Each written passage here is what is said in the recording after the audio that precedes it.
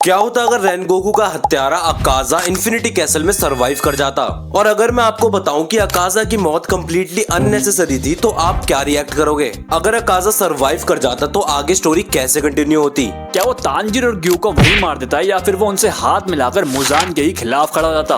कुछ ऐसे ही multiple scenarios निकल के आते हैं सिर्फ अकाजा के जिंदा रहने पर। तो चलो बिना किसी देरी के वीडियो की शुरुआत करते हैं एंड हर सिनेरियो को एक्सप्लोर करते हैं।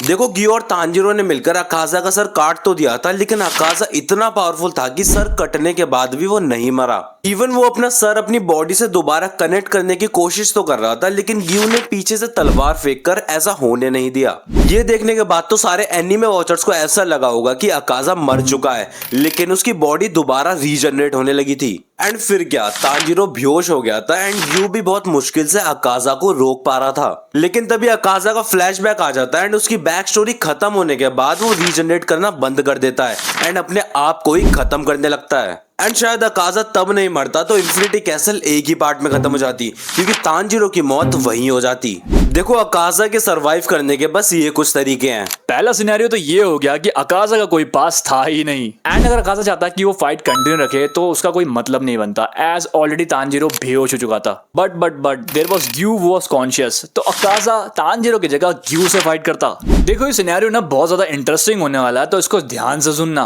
वेल, ग्यू भी काफी टाइम तक टिक नहीं पाता, एज वो लड़ते लड़ते काफी एग्जॉस्टेड हो गया था। एंड जिस हिसाब से अकाजा बिना सर के भी लड़ रहा था, उस हिसाब से देखा जाए तो अगर लड़ाई कंटिन्यूसली चलती रहती तो फिर ग्यू और तांजीरो कोई बचा नहीं पाता जब तक कोई हाशिरा ना आ जाए, क्योंकि अकाजा अपना रैम्पेज चालू रखता है एंड अगर ग्यू के साथ कोई और हाशिरा ज्वाइन करता जैसे सन्नाम में, तो तब जाके वो उसे थोड़ी देर तक कंट्रोल रख पाते। बाकी बिना बैक स्टोरी वाले अकाजा की टाइमलाइन ऐसे भी आगे बढ़ सकती थी, एज वो सर कटने के बाद भी तांजीरो और ग्यू को खत्म कर देता। इन दोनों की मौत सारे हाशिरा सेंस कर लेते हैं एंड तभी मुइचिरो ग्यो में से अलग हो जाता है एंड तांजीरो को ढूंढ लेता और साथ में उसको इनोसुके भी ज्वाइन कर लेता। जैसे कि हमने पार्ट 1 के एंड में देखा था कि कैसे इनोसुके भाग रहा था पावरफुल डीमन से लड़ने के लिए एंड तांजीरो की मौत उसे बहुत ज्यादा ट्रिगर कर देती एंड वो भागता अकाजा के पास उससे रिवेंज लेने के लिए। अब आपको सुनने में थोड़ा अलग और अजीब तो लग रहा होगा गाइस, लेकिन ये व्हाट इफ सिनेरियो एंड इसमें एंडलेस पॉसिबिलिटीज होती है। अब आप ये फाइट इमेजिन करो, अकाजा वर्सेस तोकितो एंड इनोसुके। सुनने में कितना क्रेजी लग रहा है ना, क्योंकि इनोसुके एंड तोकितो का डुओ बिल्कुल ही अपोजिट है।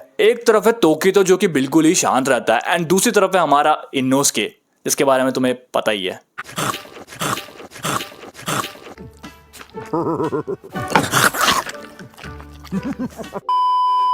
और ये वाले डुओ की साइनर्जी इतनी तो सही नहीं बैठती जितनी तांजीरो और ग्यू की थी, पर फिर भी हमारे हिसाब से मुइचिरो और इनोसुके ज्यादा पावरफुल डुओ है तांजीरो और ग्यू से। बाकी आपको क्या लगता है नीचे कमेंट करके जरूर बताना। देखो, अगर हम पहले सिनेरियो के और डीप में जाएं तो अगर अकाजा का कोई पास नहीं था तो वो करंट टाइमलाइन वाले अकाजा से तो कई गुना ज्यादा ताकतवर होता। अगर आपको याद हो तो ये वाले अकाजा ने कभी भी किसी फीमेल को अपना शिकार नहीं बनाया था because of his past with Koyuki. उसने पूरी जिंदगी बस मर्द दिखाए थे, पर फिर भी वो इतना ज्यादा पावरफुल था। एंड अगर अकाजा का कोई पास नहीं होता तो वो सबको खाता, इसलिए वो करंट अकाजा से तो कई गुना ज्यादा पावरफुल होता और guaranteed second upper moon Doma की जगह होता। एंड ये भी पॉसिबल है कि अगर अकाजा इतना पावरफुल होता तो तांजीरो उसका सर कभी काट ही नहीं पाता। एंड ग्यू एंड तांजीरो जितना क्लोज पहुंच चुके थे अकाजा को डिफीट करने के, वो उसका बस 50% ही अचीव कर पाते। देखो, अगर हम सिर्फ अकाजा का पास हटा देते हैं तो बहुत सारी पॉसिबिलिटीज खुल जाती हैं। एंड इस वीडियो में हम सिर्फ इन्फिनिटी कैसल की बात कर रहे हैं। एंड अगर हम इस चीज को और डीप में ले जाएं एंड कुछ सीजन पीछे चले जाएं जैसे मुगेन ट्रेन आर्क में, और यही बिना पास्ट वाला अकाजा मुगेन ट्रेन आर्क में होता तो रेनगोकू भी इसको अच्छे से टक्कर नहीं दे पाता एंड इन दोनों की लड़ाई तो सूरज उगने से पहले ही खत्म हो जाती। एंड इस सीन में जो तांजीरो ने हवाबाजी करी थी वो ना धरी की धरी जाती, क्योंकि अकाजा बहुत पहले ही इन दोनों का खेल खत्म कर देता एंड इन्फिनिटी कैसल में जाकर डीमंस को हराना काफी मुश्किल हो जाता, क्योंकि अगर अकाजा इतना ज्यादा पावरफुल होता तो वो ग्योमे एंड सनामे के कंट्रोल में ही आ पाता एंड बाकी सारे डीमन स्लेयर्स के लिए चीजें काफी ज्यादा मुश्किल हो जाती। जैसे कुकुशिबो से तोकितो, गेन्या, ग्योमे एंड सनामे लड़ रहे थे एंड इन सब लोगों के बाद भी कुकुशिबो को हराना बहुत मुश्किल था। एंड अब इस सिनेरियो में कुकुशिबो के साथ अकाजा भी होता है एंड ये फाइट को नेक्स्ट लेवल ही बना देता। तो करंट टाइमलाइन में इस फाइट में हमने एक ही हाशिरा को खोया था, लेकिन अगर अकाजा भी इस फाइट को ज्वाइन कर लेता तो फिर हम 2 या 3 हाशिरा खो देते। देखो, अगर अकाजा की कोई बैक स्टोरी नहीं होती तो ये भी चांसेस है, जितने भी हमने डीमन स्लेयर अभी तक देखे हैं एंड उनकी पावर्स को समझा है,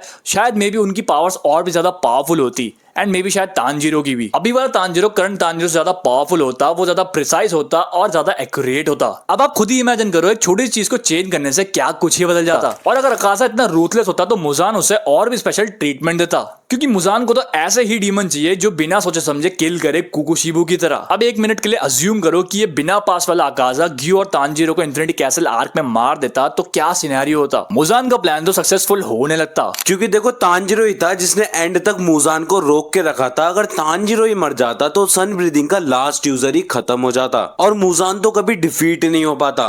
पर ये सिनेरियो अभी खत्म नहीं हुआ है। अगर तांजीरो और ग्यू मर जाते तो नेस्को का क्या होता? नेस्को जो सन कॉन्कर कर चुकी थी। हमारा प्रिडिक्शन ये है कि नेस्को कंप्लीटली बर्जक हो जाती। और याद करो नेस्को ने डाकी को कितनी गंदी तरीके से मारा था जब वो गुस्से में आ गई थी। अब दोबारा इमेजिन करो, एक तरफ है नेस्को एंड दूसरी तरफ है अकाजा। ये फाइट भी थोड़ी बहुत अच्छी होती। और एक पॉसिबिलिटी ये भी है कि इस सिनेरियो वाला अकाजा वुमेन को भी खाता, तो वो डेफिनेटली मिस्सूरी को भी टारगेट करता, क्योंकि उसकी एबिलिटीज भी काफी डेंजरस है डीमंस के लिए। अब सोचो अगर ये सब कुछ होता तो फाइनल सिलेक्शन का क्राइटेरिया ही चेंज करना पड़ता, क्योंकि नॉर्मल ह्यूमन सर्वाइव ही नहीं कर पाते इतने डेंजरस डीमंस के अगेंस्ट। शायद ओबू या शिकी को कोई और स्ट्रेटेजी सोचनी पड़ती। चलो अब वापस आते हैं इन्फिनिटी कैसल पे। अगर पासलेस अकाजा ग्यू और तांजीरो को मार देता तो नेक्स्ट टारगेट डेफिनेटली तोकितो होता, क्योंकि तोकितो यंग है, टैलेंटेड है और डिसिडेंट है ओरिजिनल सन ब्रीदिंग यूजर का। मुजान डेफिनेटली चाहेगा कि ये थ्रेट एलिमिनेट हो जाए, पर तोकितो के पास एक एडवांटेज है, उसकी मिस्ड ब्रीदिंग अनप्रेडिक्टेबल है एंड पासलेस अकाजा सिर्फ ब्रूट फोर्स यूज करता है एंड मे बी तोकितो शायद सर्वाइव कर जाता।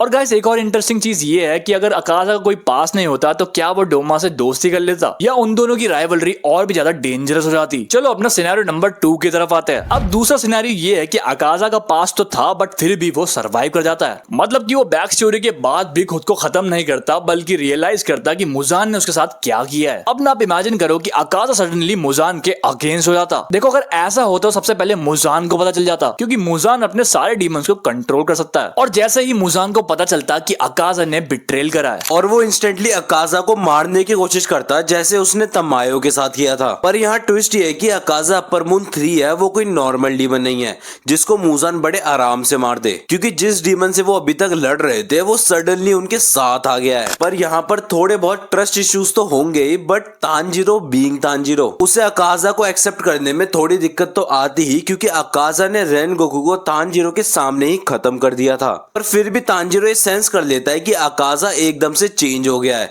वो ये सब कुछ फेक नहीं कर रहा, क्योंकि अगर अकाजा चाहता तो वो ग्यू और तांजीरो को वही मार देता। और लेकिन तांजीरो और ग्यू दोनों मान जाते एंड ये तीनों मुजान के अगेंस्ट खड़े हो जाते। देखो ये सिनेरियो ना मेरा सबसे फेवरेट है, क्योंकि एक अकेला ऐसा सिनेरियो है जिसमें डीमन स्लेयर्स की नहीं मर रही, उनका इसमें थोड़ा अपर हैंड है। आप खुद ही देखो अगर अकाजा डीमन स्लेयर्स की साइड ज्वाइन करता है तो पावर डायनेमिक्स बिल्कुल ही चेंज हो जाती है। अकाजा अकेला ऐसा बंदा है जो 2 हाशिया जितनी पावर रखता है, तो आप खुद ही सोचो अगर वो डीमन स्लेयर्स के साथ हाथ मिला लेता तो डीमन स्लेयर्स के लिए बहुत बड़ी एडवांटेज होती। अकाजा सबके साथ मिलकर कुकुशिबू से फाइट करता या ना करता ये अलग बात है, पर वो तांजीरो के साथ मिलकर मुजान को तो डेफिनेटली हराता। देखो अकाजा ना सिर्फ पावर्स में हेल्प करता डीमन स्लेयर्स को, वो और भी चीजों में यूजफुल होता डीमन स्लेयर्स के लिए। अकाजा को ये भी पता होता कि मुजान कहाँ छुपा है, लेकिन इंटरेस्टिंग बात यह है कि नकी में मुजान की लोकेशन बार बार चेंज करती रहती है। पर अकाजा को नकी में की पावर्स का काउंटर्स भी पता होता जो कि डीमन स्लेयर्स के लिए बहुत ज्यादा यूजफुल होता। जितना टाइम नकीमे को ढूंढने में लगा है ओरिजिनल टाइमलाइन में उससे तो कम ही समय में ढूंढ लेते। चलो गाइस ये सब तो हमारे सिनेरियोस थे, बाकी आपके हिसाब से हमें इस वीडियो में और क्या क्या ऐड करना चाहिए